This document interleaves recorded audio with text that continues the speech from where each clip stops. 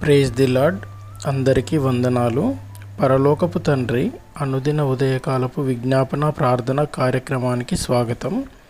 ప్రియ దేవుని బిడ్డలందరికీ, సమస్త జనులందరికీ Paul William ministries and Paul William foundation తరపున వందనాలు, శుభాలు తెలియజేస్తున్నాము. అందరూ బాగున్నారు కదా? మరి మీరు, మీ కుటుంబాలు ఎల్లప్పుడూ బాగుండాలని, ప్రభు కృపలో మీరు మరింతగా కట్టబడాలని, విశ్వాసంలో ఎదగాలని నిరంతరం మీకోసం ప్రార్థనలు జరిపించడం జరుగుతుంది.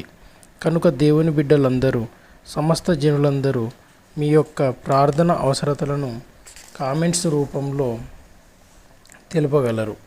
మీ ప్రార్థన అవసరతల గురించి మా ప్రార్థన సభ్యులు నిరంతరము ప్రభు సన్నిధిలో ప్రార్థించడం జరుగుతుంది. తద్వారా మీరు, మీ కుటుంబాలు మరింత ఆశీర్వాదాన్ని, మేలులను పొందుకోవడం జరుగుతుంది అని మేము ఆశిస్తున్నాము. ఈరోజు పరలోకపు తండ్రి అనుదిన విజ్ఞాపన ప్రార్థనలో మనం సామాజిక అంశాలను, ఒక 2 సామాజిక అంశాల గురించి ప్రార్థించుకొని తర్వాత మన కుటుంబాల అవసరతల గురించి, కుటుంబాల గురించి ప్రార్థించుకుందాము. ప్రార్థన.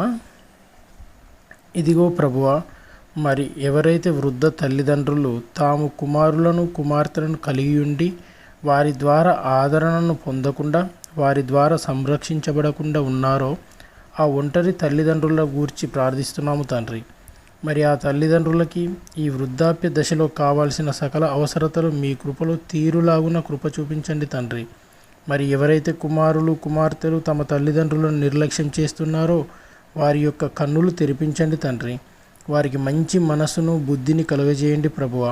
ఇదిగో దేవా, నీ దేవుడైన యెహోవా నీకు అనుగ్రహించు దేశములో నీవు దీర్ఘాయుష్మంతుడవు అగునట్లు నీ తల్లిదండ్రులను సన్మానింపము అని మీరు సెలవిచ్చి ఉన్నారు కదా తండ్రి. మీ వాక్యానుసారంగా మేము సమస్త జనులు జీవించులాగున మీరు కృప చూపించి ఆశీర్వదించి నడిపించండి తండ్రి.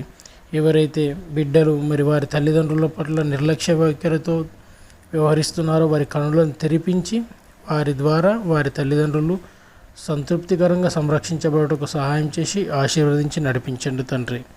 మరి అదేవిధంగా ఎవరైతే బిడ్డలు ఉద్యోగాలు లేక, చేతి పనులు లేక పేదరికంలో బాధపడుచున్నారో ఆ బిడ్డలందరినీ జ్ఞాపకం చేసుకోండి తండ్రి. వారికి సర్వోన్నతుడైన యేసుక్రీస్తు నామంలో వారికి తగిన ఉద్యోగాన్ని, చేతి పనులను కల్పించండి తండ్రి. వారి యొక్క జీవన ఉపాధిని మెరుగుపరచండి తండ్రి.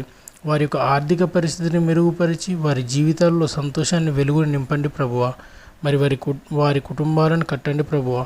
మీ యందు విశ్వాసంలో దృఢంగా నిలిపి ఆశీర్వదించండి తండ్రి. ఇదిగో తండ్రి, ఈ ఉదయకాలపు విజ్ఞాపన ప్రార్థనలో ఏకీభవించిన ప్రతి బిడ్డని, ప్రతి కుటుంబాన్ని మీరు జ్ఞాపకం చేసుకోండి తండ్రి. వారి కుటుంబాలను ఆశీర్వదించండి తండ్రి.